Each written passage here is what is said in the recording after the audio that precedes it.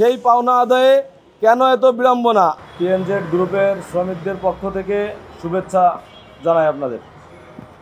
আপনারা নিশ্চয় অবগত আছেন যে গত 2 মাস ধরে টিএনজেড গ্রুপের শ্রমিকরা তাদের ঈদ বোনাস, সার্ভিস বেনিফিট ও যাবতীয় বেতন পরিশোধের দাবিতে গাজীপুর এবং ঢাকায় আন্দোলন করে আসছি।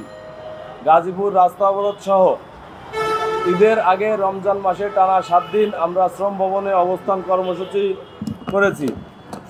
সেই সময় আমাদের আন্দোলনের কর্মসূচি সমূহ দেশবাসীর সামনে তুলে ধরতে গণমাধ্যমে প্রচার সহ সার্বিক সহযোগিতা আপনারা করেছেন, যা আমাদের আন্দোলনের অনুপ্রেরণা জুগিয়েছে।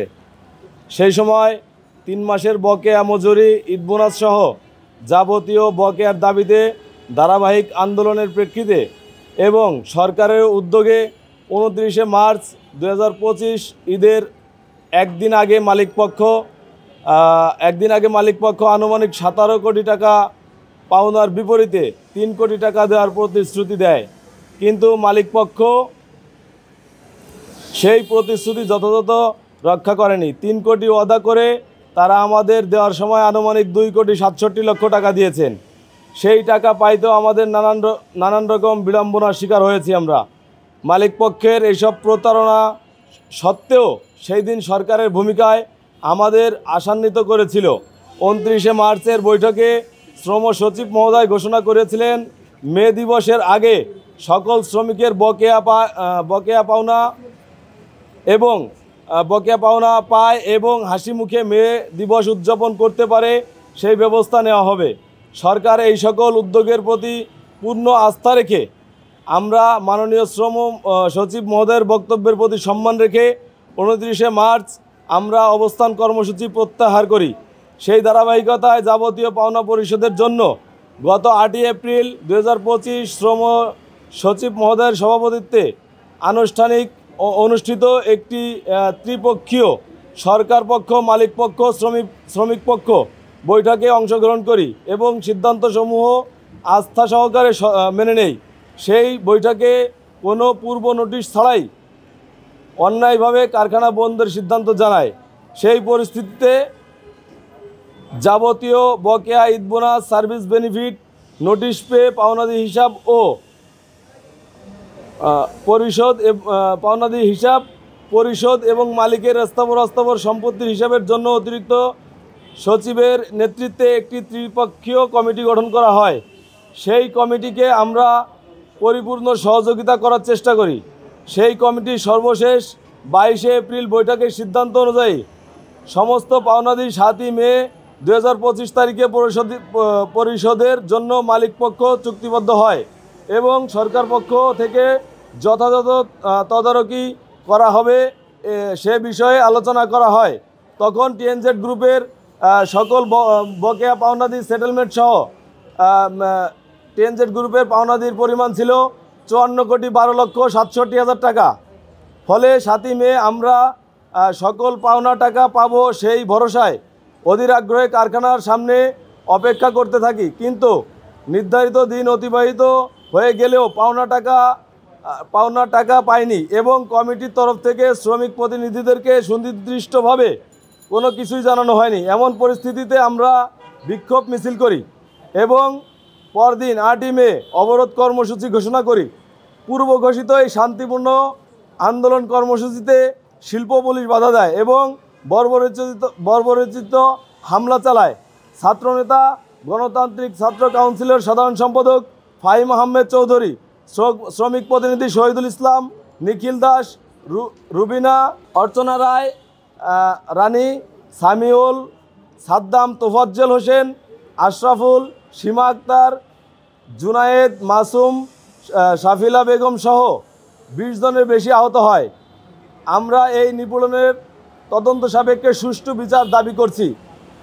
সম্মানিত সাংবাদিক বন্ধুগণ, কারখানা বন্ধের কারণে 1 মাসের বেশি সময় যাবৎ বেকার আছি। কাজ করেও 3 মাসের বেতন পাইনি। ঈদ হওয়ার 1 মাস অতিক্রম হলেও ঈদ বোনাসটাও এখনও পাইনি। প্রায় 5 মাস যাবৎ কোনো রকম আয় ছাড়াই অর্থ কষ্ট নিয়ে পরিবার নিয়ে নির্মম জীবনযাপন করতে হচ্ছে। সন্তানদের শিক্ষা জীবনও ঝুঁকির মধ্যে পড়েছে। কয়েক মাস যাবৎ বাসা ভাড়া দিতে না পারায় বাড়িওয়ালা নানানভাবে চাপ, অপমান, অপদস্থ করছে। দোকানে অনেক বাকি পড়ায় এখন দোকানদারও বাজার সদাই দিতে চাচ্ছে না। পরিস্থিতি এমন কঠিন হয়েছে যে সাধারণভাবে ডাল ভাত খেয়ে দিন অতিবাহিত করার ন্যূনতম উপায় নেই। আমরা তো কোনো অনুদান কিংবা ভিক্ষা চাচ্ছি না, শ্রম দিয়েছি, সেই পাওনা আদায়ে কেন এত বিড়ম্বনা আর প্রতারণার শিকার হতে হচ্ছে? আমরা তো এই দেশের নাগরিক, সরকার ও রাষ্ট্রীয় নির্ধারিত বিধি মেনে নিয়েই কারখানায় কাজ করছি। তাহলে কেন যথাসময়ে আইনানুগ পাওনাদি পাবো না? গত কয়েক মাস ধরেই ন্যায্য পাওনাদির জন্য সরকার সহ সংশ্লিষ্ট কর্তৃপক্ষের দ্বারে দ্বারে আবেদন জানিয়ে আসছি। তাছাড়া মালিকদের সম্পদ বিক্রি করে পাওনা টাকা পরিশোধ করা ও তাদের বিরুদ্ধে রেড অ্যালার্ট জারি করার মতো বিভিন্ন বক্তব্য শ্রম উপদেষ্টার মুখে শুনলেও এর কোনো কার্যকারিতা এখনও আমরা দেখিনি। এতদিনে সরকারের উদ্যোগগুলো আশ্বস্ত করলেও এখন এসে সরকারের ভূমিকা নিয়ে আমাদের মনে নানান সংশয় ও প্রশ্নের জন্ম দিচ্ছে। ফলে আজকে পুনরায় এখানে আপনাদের সামনে হাজির হয়েছি এবং আমরা দ্রুত এর সমাধান চাই। পাওনাদি পরিশোধের চুক্তিবদ্ধ হলেও মালিকপক্ষ পুনরায় যে প্রতারণা করলো সেই দায় সরকারকে নিতে হবে। কারণ সরকারের আশ্বাসে শ্রমিকেরা ঈদের আগে আন্দোলন প্রত্যাহার করেছিল। শ্রম সচিব আমাদের আশ্বাস দিয়েছিলেন মে দিবসের আগেই আমাদের যাবতীয় পাওনা পরিশোধ করার ব্যবস্থা করবেন এবং মে দিবসে সরকারের কর্মসূচিতে আমাদের আমন্ত্রণ জানিয়েছিলেন। পরবর্তী মে দিবসের 7 দিন পরে পাওনা পরিশোধের চুক্তি মালিকপক্ষকে মানতে বাধ্য করতে পারেননি। উল্টো পাওনা আদায়ের আন্দোলন করতে গিয়ে রাষ্ট্রীয় বাহিনীর আক্রমণের শিকার হলাম। আবার এখন আমরা দেখেছি মালিকপক্ষ থেকে 20 মে 2025 পাওনাদি পরিশোধ করা হবে এই ধরনের একটি নোটিশ দেওয়া হয়েছে। এই ধরনের উড়ো নোটিশের উপর আমাদের কোনো আস্থা নেই, কারণ ইতিপূর্বে বারংবার বকেয়ার দাবিতে আন্দোলন সংগঠিত হলেই শ্রমিকদের বিভ্রান্ত করার জন্য এই ধরনের ষড়যন্ত্র পথ অবলম্বন করেছে। এভাবে আমরা বারবার মালিকপক্ষের প্রতারণার শিকার হয়েছি। আমরা আবারও স্পষ্ট করছি, মালিকপক্ষের কোনো প্রতিশ্রুতি কিংবা তাদের কাছ থেকে আমরা কোনো টাকা নেব না। যেটি আমরা বলেছিলাম শেষ বৈঠকে বলেছিলাম, বকেয়া বেতন, বোনাস সহ যাবতীয় পাওনা আমরা সরকারের মাধ্যমে নিতে চাই। প্রিয় সাংবাদিক বন্ধুগণ, এই অবস্থায় আমাদের শ্রমিকদের ধৈর্যের বাঁধ ভেঙে গেছে। উদ্যুক্ত পরিস্থিতিতে গাজীপুরে আমরা সংবাদ সম্মেলন করতে চাইলে মিডিয়া কর্মীদের শ্রমিক আন্দোলন নিয়ে সংবাদ প্রচার না করার ব্যাপারে ঊর্ধ্বতম কর্তৃপক্ষের চাপ আছে বলে জানতে পেরেছি। আমাদের সাথে এই বড় প্রতারণার খবর আমরা দেশবাসীকে জানাতে পারিনি। এই অবস্থায় আমরা আজকের সংবাদ সম্মেলনের আয়োজন করেছি।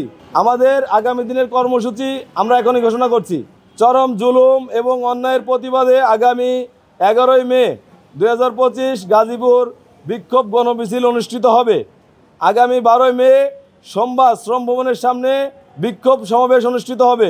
এর মধ্যে দাবি আদায় না হলে লাগাতার অবস্থান সহ কঠোর কর্মসূচি দিতে আমরা বাধ্য হব। সকলকে ধন্যবাদ।